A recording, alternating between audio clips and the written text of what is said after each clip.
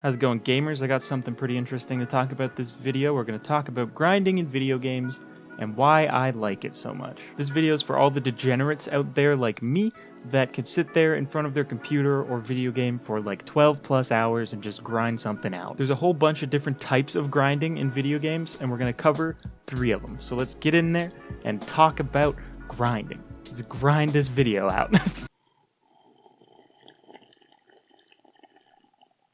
Grinding in video games is nothing new. It's been around since the first Final Fantasy came out. This genre of video games is probably where I started myself. That format of game just lends itself to grinding so phenomenally. I personally have always been the type to just grind out the early missions and grind out the early enemies and get my character so overleveled that when we go to the next area, I just one-shot everything. I'm the type of player that when I get to the final boss, I want to be able to kill that thing in one hit and just have it be over. Games that I have personal experience with this type of grinding include Spider-Man PS4, Dark Souls, and Skyrim. Now I know that Skyrim isn't exactly the best example of this because when you're grinding levels in Skyrim, everything kind of levels up with you, and Skyrim definitely isn't exactly known for having the most difficult combat in the world. This is what Skyrim combat looks like.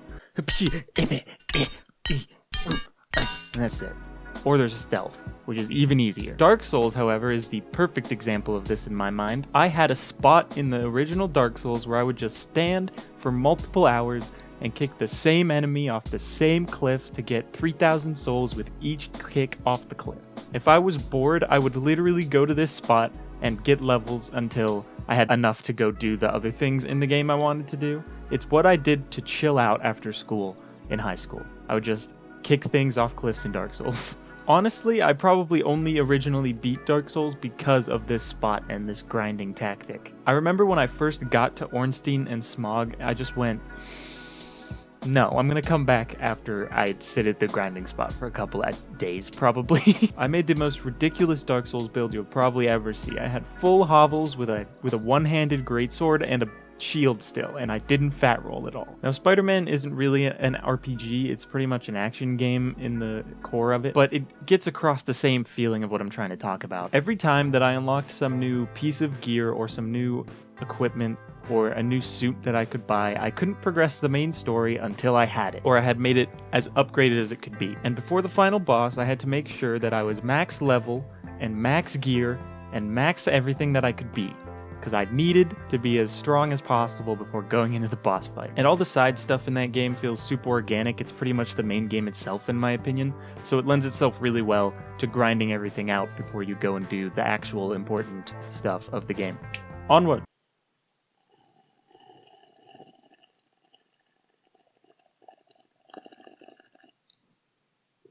So you may have seen that title card and been a little confused. What's a grind first game? I hear you ask. Well, I got you. I'm talking games like World of Warcraft, RuneScape, Destiny 2, Warframe. There's many of them. They exist in troves. These are games that are, in my opinion, built from the ground up with the sole purpose of getting the player to grind in them, and that is the main mechanic. RuneScape is probably the earliest example of this, with it releasing back in 2001. RuneScape is an MMO that revolves around leveling up 27 different skills, up to a skill cap of 99. According to a phenomenally well-worded comment by Reddit user #Deeperino, it could take anywhere from 15 to 30 hours of playing at 30 hours per week to reach max level in RuneScape. World of Warcraft falls into a very similar category, at least for me. I've played it exactly twice in my life, both times only getting to level 20 before putting it down. There's something about the gameplay of these MMOs that just does not appeal to me at all. It's very lackluster combat in my opinion, but I totally understand how they're enjoyable and why people play them. Now, Destiny 2 and Warframe are quite similar as well in their mechanics. Now, regardless of your opinion on which game is better, I want you to hear me out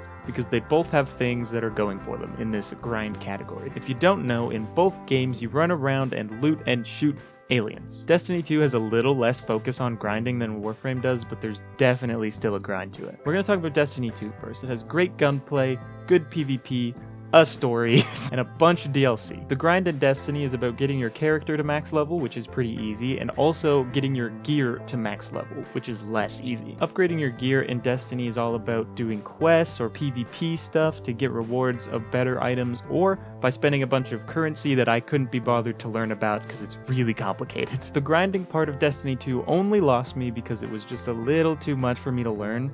It's just really like, you have to look at the wiki to understand what's going on once you hit late game. And I just didn't have the time for it. I was playing a bunch of grinding games at the time. Now, Warframe is probably the king grind first game. Its grinding mechanics are so woven into the main gameplay flow of that game that really it is the main mechanic, and there is no doubt of that in my mind. The game is just so built to be grinded from the mastery ranks to every individual weapon and every individual warframe, and when you get levels on your stuff, you also get main levels in your mastery rank, and when you level something up, you can also reset it back to 0 so you can level it up again. It's just, there's so much to grind in Warframe. And there's also a crafting system. You can craft new weapons, you can craft new warframes, you can craft pets, for God's sake. It takes real world time to craft things in Warframe, but luckily you don't have to be in game for the actual 3 days it will take your new Warframe to complete.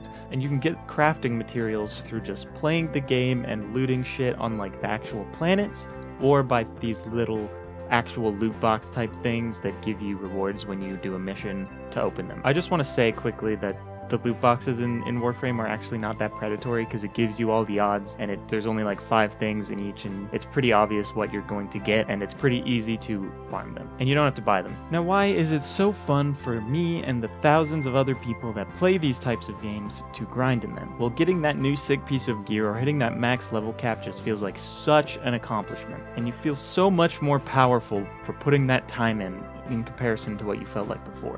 Moving onwards.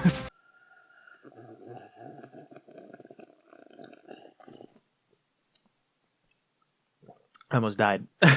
So if you've seen my video on how I feel about competitive gaming, then you probably know that I play some competitive video games. And I don't always have fun playing these ranked and competitive modes, but I cannot deny that grinding up a ladder is a pretty fun experience. I've climbed ranked ladders in shooters, in card games, in auto battlers, in MOBAs, in so many different types of competitive games, I couldn't sit here and list them all. Now, some of these games are just more fun to grind than others, and there's a simple reason for that, which I will tell you maybe. MOBAs and shooters like Overwatch have main team play mechanics built into them, and that can be totally awesome and totally fun, but it kind of brings in this sense of toxicity a lot of the time. It really helps toxicity breed, in my opinion, and that's why I kind of have the most fun grinding in card games. It just allows me to focus on my play and blame only me for doing poorly and know exactly where all the fault lies. And it's harder to communicate with your enemies in that kind of game, especially MTGA with no friends list or anything like that. So it's a lot harder to be toxic in MTG, unless you go on Reddit. Some games that I'm grinding right now include TFT ranked, some MTGA ranked, some Pokemon Let's Go for those 6 shinies. Ooh, fuck, is that the second evolution though? I don't know if I care. I have to care, look at it. It's actually a tentacle, isn't it? Come on. Yes! Oh! I want to ask you guys, what games are you grinding right now? Hit me with the info. Let's have a chat. Do you guys agree with how I feel about grinding? You guys might hate it. That's totally valid. Let me know why. Speaking of people that hate grinding, I got something for you. My buddy Grayson, he put up a video the other day about how to be more attractive. He shoots some wisdom your way. If you're interested, go give him a look. He's a great guy. He's really funny. He's putting up more content. He's fire in the booth. Go look at him. I got a Twitter, I got a Twitch, I got a Discord, I got it all, man. See you later, gamers.